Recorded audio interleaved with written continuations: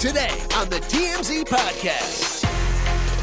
Welcome to the TMZ Podcast. Derek and Eric here. Did you forget your name there for a second? I actually forgot who I was and who you were. But welcome to this podcast. Let's jump right in and talk about the Lemon Saga, which has now come to let's say, a soft conclusion where he will come back. Sort of. Doesn't seem like it's over yet. Exactly. Yeah, let's catch everyone up. So Don Lemon made the comments on the air about Nikki Haley not being in her, quote, prime. That went over like a lead balloon. That women in general are not in their prime.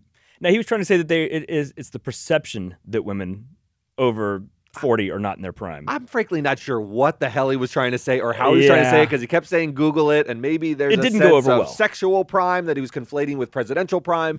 I don't know, but his defense of it, his apology, all of them went over terribly. Yes. Talked to the staff. They said it was all about him, and he was name-dropping and talking about his mother and sister. That didn't go over well. Took a couple days off where he was in Miami, sort of living it up over President's Day weekend.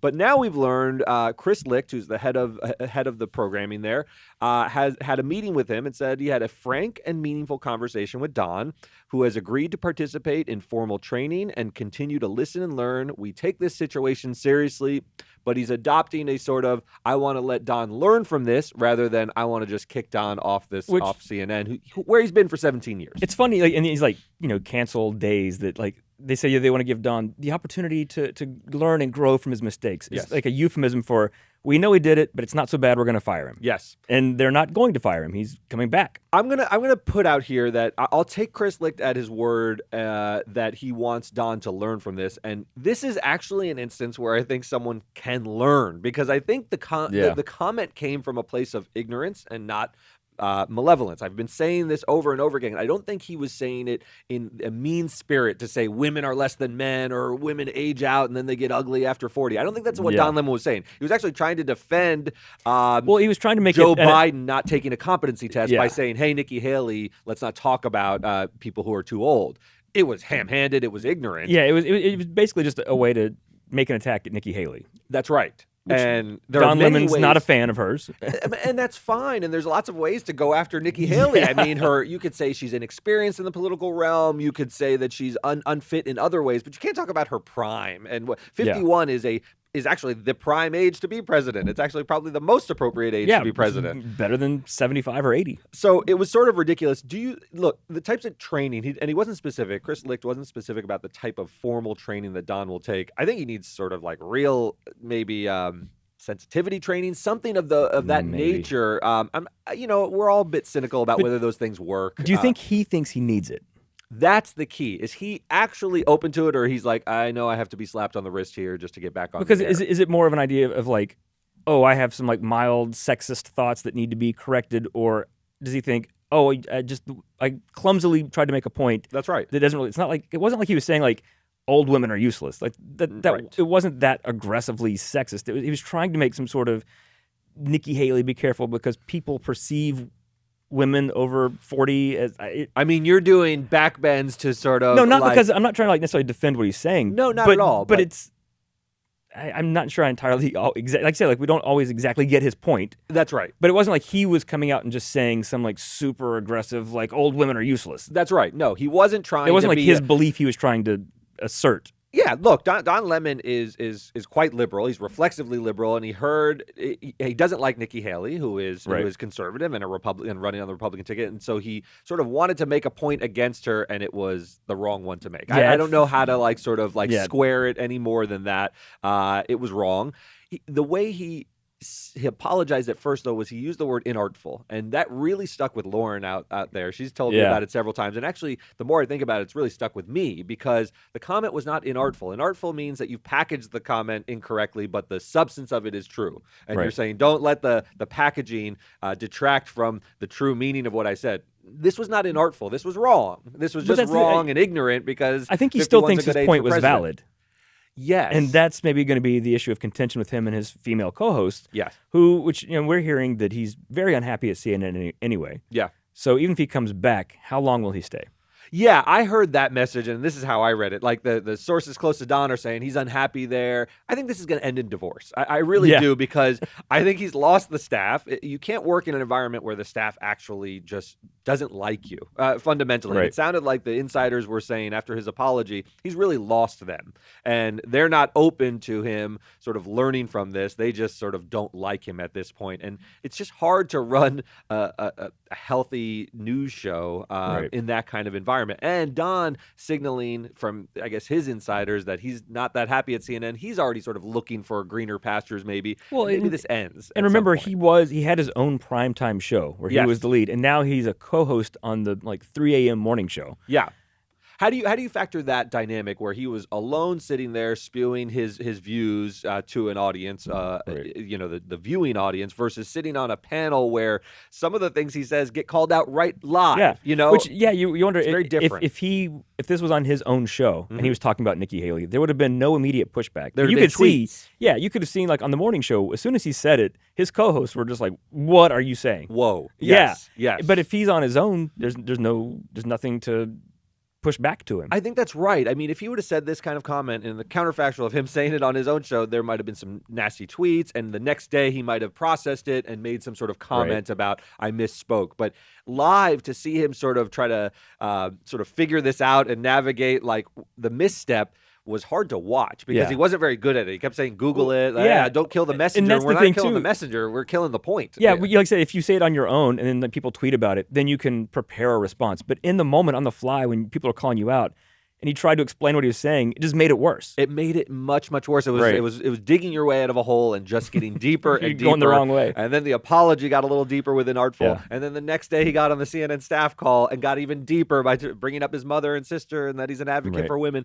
There probably, once he said it, I'm not sure everyone was so generous as to be open to an apology. I mean, unless he would have come on there and said, wow, what a dummy I am. Total apology. I don't think there were words that he could have said that would have made everyone happy. So I'm mindful of that as well. I don't want to pile on too much on Don Lemon, but my problem with him coming back on Wednesday is a little bit of the TJ and Amy problem. Obviously a very different situation, but that it's now a distraction for the program. And I don't see it healthily moving forward. And I also don't see Don Lemon, unless he's really open to learning from the experience, not stepping in it again. I think he's such a knee-jerk sort of thinker, and he's been doing that for 17 years, and that's been good for him, and he's built his name. I'm not sure he can he's kind of an old dog. I'm not sure he can learn a totally he's past new his prime, you're saying. Is that what you're saying? He's a little bit past his prime in the news game. It is bad timing, all this for him, because remember just 2 or 3 weeks ago, there were stories coming out that staffers were unhappy, that they didn't like working with him, that it was a contentious environment for them. And he sort of played that off as, that's not true, we all get along. Right. And now this. Right after that, this happens, and you could see the looks on the co-host faces like, no, we don't like this. And the final point I'll make, and we should end on this, is ratings are all that really matter for these shows, and the ratings are in the toilet. So if someone is controversial, but undeniable to the viewing audience, I take someone like a Sean Hannity or people like that. They make controversial comments all the time, but their ratings. But that's their audience. That's their audience. That's the thing. Tucker Carlson says things way worse than this all the time, but that's his audience, and it gets him ratings. So there's no pushback. Other than obviously lots of people don't like him. That's right. But that's the thing. It's the love or hate thing. Don Lemon. People who don't like him aren't going to watch him. That's right. And then the people who do like him might be put off by this and also not watch. So where is the safety net? Who's going to save Don Lemon when you look at he's not even making us money and he's bringing all these distractions? It just looks like this is careening towards a conclusion where maybe it's good for Don Lemon to get a fresh start somewhere else and sort of revamp his image. I'm not sure it's worked for Chris Cuomo all that well. No. He's tried that, and he had a sort of nasty exit from CNN as well under very different circumstances than Don Lemon. He didn't sort of step in it on the air. We said in the newsroom, field reporting. That's where we love seeing Don Lemon when he's out. He was loved. Yeah, when he's out in the field. With his Gucci scarves. With his Gucci scarves, He had a knack for it. He's very compelling. He's still a very charismatic guy. But this morning show, I don't think goes anywhere. Let's move on to... Well, this is interesting. So it's not an apology this time. It's the opposite of an apology, and there was sort of an opportunity, an opening for J.K. Rowling, obviously the very famous author of the Harry Potter series. There was an issue with a game that's come out. She's not involved with the game, but there's a new Harry Potter game. And one of the characters on the game, it's sort of a bartender, is speaking with it's a trans woman, which also is, but that's pointless to J.K. Rowling because she has nothing to do with the game. She has nothing to do she with the game. Gets no credit for putting a trans character in. That's right. But it got people thinking again about how outspoken she's been about these issues and whether she has tarnished her legacy being so outspoken on these issues and being somewhat polarizing. Here's what she had to say about it on a podcast. I never set out to upset anyone. However, I was not uncomfortable with getting off my pedestal. And what has interested me over the last 10 years, and certainly in the last few years, the last 2-3 years, particularly on social media, you've ruined your legacy. Oh, you could have been beloved forever, but you chose to say this. And I think you could not have misunderstood me more profoundly. I do not walk around my house thinking about my legacy. You know, what a pompous way to live your life, walking around thinking, what will my legacy be? Whatever, I'll be dead. I care about now. I care about the living. So look, she's right about that. She's not mincing words. What a great British accent too. Everything just sounds more erudite when it comes from a British accent. So she's saying, look, I don't care about that legacy and being. So I think she's saying being well liked with respect to everything I say. I think people assume that children's books, the authors of children's books care about that because historically you have Judy Blume, you have Beverly Cleary. These are beloved figures who are embraced warmly by everyone. But in a cultural sense, she's transcended Judy Blume and Beverly Cleary. By far. And there are lots of problematic authors. Yeah. I mean, you know, Walt Disney's got his problems, but that doesn't affect Disney's brand at all. That's right. And she is right in that, I mean, one, she'll be dead, so it won't really matter to her. But Harry Potter, I think, will always continue. Yes. And then I could see it being one of those things like a century from now, people will still love Harry Potter, kids will still read it, and somebody will be like, oh, weird fact about the author. Yes. I think it's interesting that she has come out so strongly on this issue. It's a weird hill to die on. It's a weird hill to die on, particularly when you're the author of Harry Potter. My daughter just read all the books, so I'm intimately familiar with the themes in it, and it's you know, Harry Potter's a bit of an outsider. You know, he's not the toughest kid in school. He just happens to be special in this one way. A lot of inclusion in that series, which is why people are like, one, why do you have such an issue with trans women, and why are you making it such a cause? Yes, the book's largely about inclusivity. Yeah. And for her to sort of, she's been labeled a TERF, which is a trans exclusionary radical feminist. Basically, her view is that feminism and transgenderism are somewhat incompatible, and she's seen as sort of the basic thing is like trans women are not women. Essentially. And there was a tweet, this all started 5 years ago, there was a tweet about trans women being just men in dresses. Yes. And she liked that. And she's doubled and tripled and quadrupled down on that view over the years. And obviously a lot of the people who love Harry Potter don't feel that way. That's right. And she's actually lost some of the, remember, the kids who played the roles in the movie are, you know, I don't want to use the term, but they're young. They grew up in a world where this is much more tolerated. Well, they've denounced her. A lot of them. A good chunk of them have, yeah. So she hasn't taken on this sort of grandmotherly or maternal role, even with respect to the kids who you would think might be able to influence her in some way. They haven't. She has her views, and she's saying she's very comfortable with being polarizing in this respect. She says, I don't walk around my house worrying about my legacy and being on a pedestal. And, you know, she had pretty modest beginnings. When she wrote this book, I think she was like a single mother who went to a coffee shop famously and, like, you know, typed away. Which is partly why people loved her so much. It seemed like this like success story. Grounded. And she doesn't care. She doesn't care. She already got the money. Look, and I don't think it's hurting Harry Potter's legacy. No. Even if it hurts her, because that book and the series stand alone. The themes are what they are. She released the art into the world and people love it. That's what I'm saying. It's you know, that separate the art from the artist kind of thing. There's a difference between her legacy and Harry Potter's legacy. I think the legacy of Harry Potter's set and fine and will probably can live past all of us. Yes. People will maybe know she's the author of it, but years and years and years from now, Twitter beefs and things will probably be largely forgotten. I think that's right. And I also think it's okay that she... Here's what I'll say. I don't agree with all her views on this issue. I don't either. But I think it's okay that she has her own persona separate and apart from her work. And I don't agree with it, but she's comfortable with it. It's her purview. People have tried to convince her otherwise, but the fact that she wrote Harry Potter, I separate the two. Different situations, but it's kind of the thing like with Chris Brown that we've talked about recently. Like lots of people don't like him, but they'll still listen to his music. Sure. And it's that, I guess, that separating the art from the artist thing. And there's that tipping point. And like R. Kelly was a thing where it tipped too far. And when he went, he took the music with him. A lot of people are like, I can't even listen to this anymore. Yes. This, even people who don't like J.K. Rowling, are they boycotting Harry Potter? I want to pause a little bit. Is there a way we can sort of like, so you bring up R. Kelly, his art itself, and you can say this to some extent about Woody Allen as well. Their art is infected by the worldview that we find now pernicious. You know, like Aaliyah's album under R. Kelly was called "Age Is Just a Number." Age ain't nothing but a number. Age ain't nothing but a number. Sorry.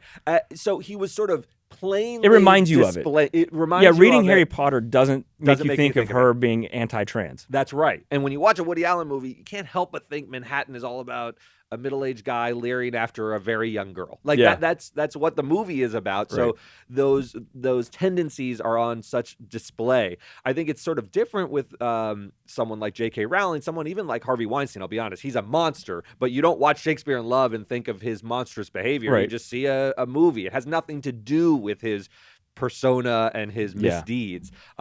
Nevertheless, so I don't think you need to like, unless the art is sort of intermingled with the nastiness, you can better separate them in your mind. People do it with Michael Jackson as well. To her point, like if they do that in decades from now, she'll be dead, so she won't hear about it, won't know about it, won't care. And as of right now, she's made billions. She's going to be okay. The house she's talking about walking around not caring, I'm sure, is very, very large. She's unaffected. She's very comfortable. And to be fair, you know, this is a very polarizing view, but she's not universally maligned. There are people on this side of the issue. She's not Hitler. She's not someone who is like absolutely reviled. Which is, she's someone again, who it's divides so the odd world. though that so many people who are so with her, like anti-trans, a lot of those are probably the same people that wanted to boycott Harry Potter because it was witchcraft. That's right. So I don't. So now you have it's these a strange bizarre bedfellows, right? I don't know. So we'll have to see where this goes, but it's interesting to finally hear. She tweets about it, but you've never heard her try to sort of discuss how the sort of the backlash has affected her, and now we know it's a little. she But doesn't care. it's funny to me. It's a little like villainy Marie Antoinette-ish. Like